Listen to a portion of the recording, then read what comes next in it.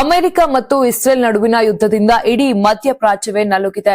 Saudi Arabia ಮತ್ತು UAE ಮೇಲೆ Iran ನಿರಂತರವಾಗಿ ಕ್ಷಿಪಣಿಗಳನ್ನು ಹಾರಿಸುತ್ತಿದೆ. ಈ ಎರಡೂ ದೇಶಗಳು ಮಧ್ಯಪ್ರಾಚ್ಯದ ಕೆಲವು ಆಧುನಿಕ ನಗರಗಳಿಗೆ ನೆಲೆಯಾಗಿವೆ.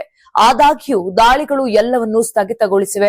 ದುಬೈ ಮತ್ತು ಅಬುದಾಬಿಯಂತಹ ವಿಮಾನ ನಿಲ್ದಾಣಗಳಲ್ಲಿ ಸಾವಿರಾರು ಜನರು ಸಿಲುಕಿಕೊಂಡಿದ್ದಾರೆ.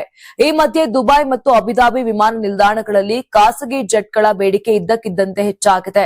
ಖಾಸಗಿ ಜೆಟ್ಗಳ ಬೆಲೆಗಳು ದಾಖಲೆಯ ಮಟ್ಟವನ್ನ ತಲುಪಿವೆ. ಮಾಧ್ಯಮ ಸಂಸ್ಥೆಯೊಂದರ ಪ್ರಕಾರ ಅನೇಕ ಜನರು ಕೊಲ್ಲಿಯಿಂದ ತಪ್ಪಿಸಿಕೊಳ್ಳಲು ಸುಮಾರು 3.2 ಕೋಟಿ ರೂಪಾಯಿವರೆಗೆ ಖರ್ಚು ಮಾಡುತ್ತಿದ್ದಾರಂತೆ. ರಿಯಾದ್ನ ಕಿಂಗ್ ಖಾಲಿದ್ ಅಂತಾರಾಷ್ಟ್ರೀಯ ವಿಮಾನ ನಿಲ್ದಾಣವು ಪ್ರಮುಖ ನಿರ್ಗಮನ ಕೇಂದ್ರವಾಗಿದೆ.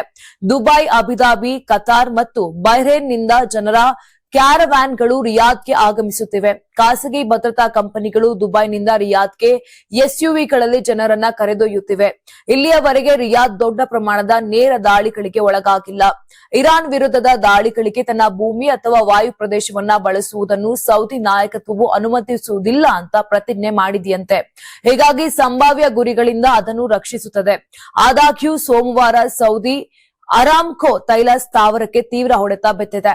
Karnataka TV leader awards 2025 best MLA nomination Bengaluru ವಿಭಾಗ ಎಸ್ಆರ್ ವಿಶ್ವನಾಥ್ ಯಲಹಂಕ ಕ್ಷೇತ್ರ, ಪ್ರಿಯಾ ಕೃಷ್ಣ ಗೋವಿಂದರಾಜನಗರ ಕ್ಷೇತ್ರ, ಎಚ್ಸಿ ಬಾಲಕೃಷ್ಣ ಮಾಗಡಿ ಕ್ಷೇತ್ರ, ಸತೀಶ್ ರೆಡ್ಡಿ ಬೊಮ್ಮನಹಳ್ಳಿ ಕ್ಷೇತ್ರ, ಉದಯ್ ಬಿ ಗರುಡಾಚಾರ್ ಚಿಕ್ಕಪೇಟೆ ಕ್ಷೇತ್ರ, ಎಸ್ ರಘು ಸಿವಿರಾಮನ್ ನಗರ ಕ್ಷೇತ್ರ, ರಿಜ್ವಾನ್ ಅರ್ಷದ್ ಶಿವಾಜಿನಗರ ಕ್ಷೇತ್ರ, ಎನ್ಎ ಆರಿಸ್ ಶಾಂತಿನಗರ ಕ್ಷೇತ್ರ, ಶರತ್ ಬಚ್ಚೇಗೌಡ ಹೊಸಕೋಟೆ ಕ್ಷೇತ್ರ, ಧೀರಜ್ ಮುನಿರಾಜು ದೊಡ್ಡಬಳ್ಳಾಪುರ ಕ್ಷೇತ್ರ, ಎನ್ ಶ್ರೀನಿವಾಸಯ್ಯ ನೆಲಮಂಗಲ ಕ್ಷೇತ್ರ, ಎಂ ಕೃಷ್ಣಪ್ಪ ಬೆಂಗಳೂರು ದಕ್ಷಿಣ ಕ್ಷೇತ್ರ.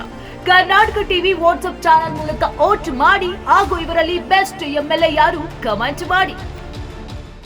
ನೀವು ಸಣ್ಣ ಆಗ್ಬೇಕಲ್ವಾ? ಅದು ಒಂದು ಉತ್ತಮ ಆಹಾರದಿಂದ ಸಣ್ಣ ಆಗ್ಬೇಕಲ್ವಾ? ಪ್ರತಿದಿನ ನಮ್ಮ ಜೀನಿ ಸ್ಲಿಮ್ ನ ಯೂಸ್ ಮಾಡಿ ಯಾವುದೇ ಸೈಡ್ ಎಫೆಕ್ಟ್ ಇಲ್ದಂಗೆ ನೀವು ಸಣ್ಣ ಆಗ್ತೀರಾ.